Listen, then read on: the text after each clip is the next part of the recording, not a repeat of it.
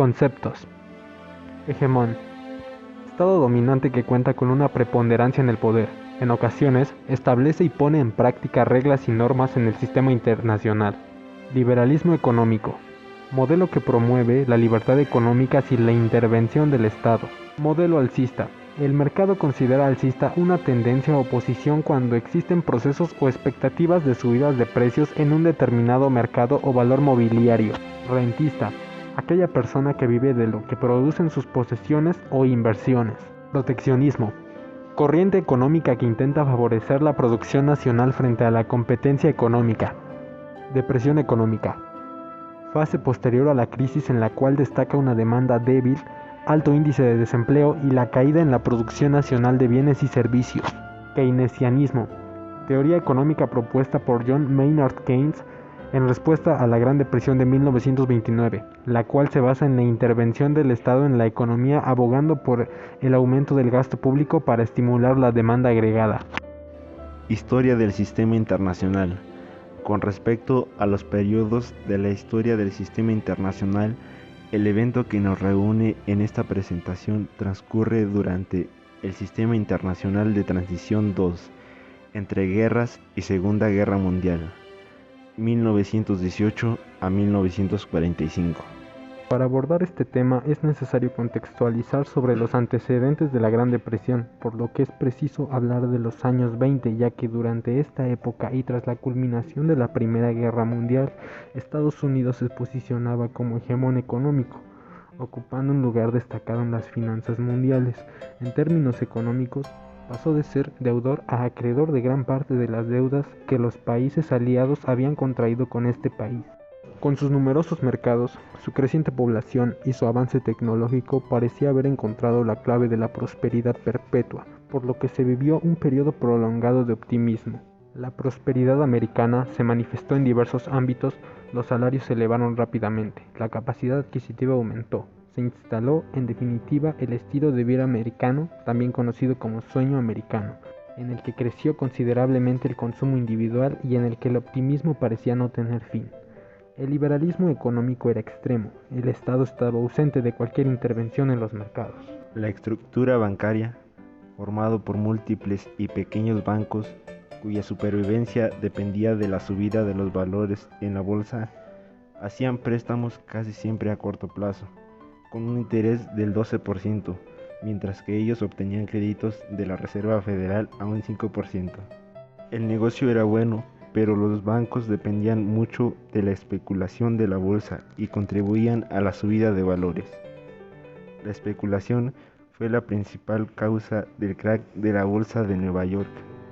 Los años 20 fueron buenos para los Estados Unidos, ya que querían enriquecerse rápidamente y con un mínimo esfuerzo. Los agentes de bolsa prestaban a sus clientes dinero a cambio de sus títulos comprados, y también pedían prestado a los bancos para poder comprar esos títulos, porque con las ganancias de la bolsa se podían pagar los créditos y sus intereses. El valor de las acciones infló, un modelo alcista en el que las acciones aumentaban su valor en torno a la confianza y especulación de los accionistas, y no acorde a su valor real, fue el parteaguas de la crisis financiera que se avecinaba. En el primer cuarto de 1929, la economía estadounidense había llegado a su máximo. Posteriormente comenzó a descender gradualmente. Signo de esto fue la producción de automóviles, que descendió de 622.000 en marzo a 412.000 en septiembre. Las señales de una evidente crisis se hacían notables, y aquellos que advertían de esto eran tomados como locos o no se le tomaba mucha importancia.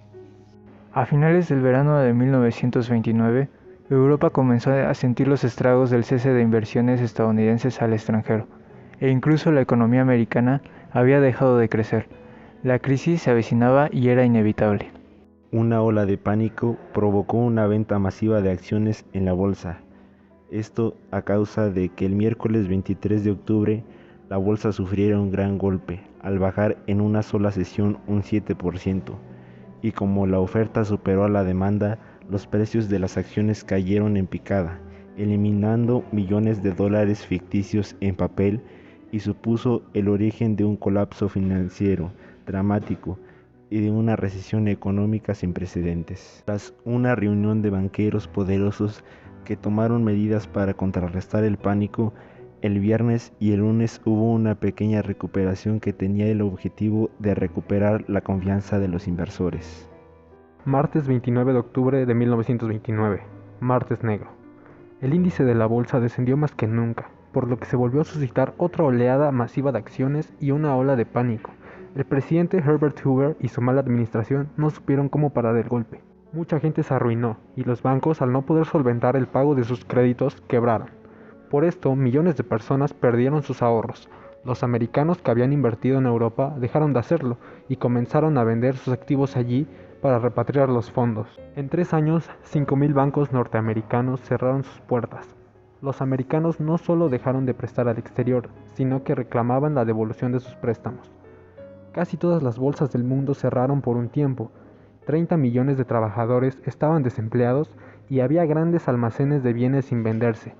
En los 3 primeros meses de 1931, el total del comercio internacional había descendido a menos de 2/3 del valor alcanzado en el mismo periodo de 1929. Hoover mantenía una postura optimista ante la crisis, convencido de que un nuevo ciclo económico conllevaría la recuperación de la economía norteamericana. Sin embargo, las políticas liberales aplicadas para salir de la crisis no habían dado resultados positivos, sino que habían agravado la recesión con más paro, más proteccionismo, más contracción del comercio internacional, etc. Arthur Miller describía esto en su obra biográfica de la siguiente manera: el verano de 1932 fue probablemente el punto más bajo de la depresión. Todo era muy sencillo, nadie tenía dinero. El que sería el último gobierno republicano en el curso de 2 décadas estaba a punto de recibir el finiquito, sin ideas, y para nosotros, como si dijéramos en el cubo de la basura, faltó incluso de la retórica de la esperanza. La elección de Roosevelt se ve históricamente como el cambio exigido por el pueblo norteamericano para poner en marcha nuevas soluciones que pudieran atajar la situación de crisis, tras el fracaso de los republicanos en las elecciones de 1932. La disminución del impacto de la crisis en que se encontraba Estados Unidos se desarrolló con la implementación del New Deal propuesto por Roosevelt al llegar a la presidencia. Suceso llamado como la Revolución de Roosevelt, influido en gran parte por las teorías del británico economista John Maynard Keynes. El New Deal se desarrolló a partir de la llegada de Roosevelt a la Casa Blanca en 1933. Este fue un nuevo programa gubernamental para recuperar la economía, constituido por una serie de medidas desarrolladas entre los años 1933 y 1937, con el objetivo de aliviar, recuperar, socorrer y reformar la economía de los Estados Unidos tras la Gran Depresión. Lo que proponía el New Deal era que el Estado interviniera en la economía, haciendo que se adopte una nueva política intervencionista que permita o facilite la recuperación de la economía. El New Deal tenía relación con las teorías keynesianas, que le apostaban a la estimulación por la demanda y el incremento del poder adquisitivo, lo que llevaría al desarrollo de la economía. A su vez, las ideas de la teoría de Adam Smith las pusieron a un lado y se dejaron de tomar en cuenta. El New Deal estuvo dividido en 2 etapas. Lo que diferenciaba una con la otra es que la primera se dirige a adoptar medidas de reforma y recuperación de la economía de gran alcance, como las inversiones públicas para reactivar la economía y reducir el paro, mientras que la segunda etapa se enfocaba en iniciativas de mejoras sociales. Actores.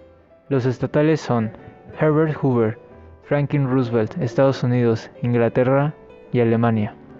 Los no estatales: John Maynard Keynes, Bolsa de Nueva York, accionistas, población, banqueros. Gracias por llegar al final de esta presentación. Te invito a resolver la siguiente sopa de letras, como parte de la autoevaluación de esta presentación.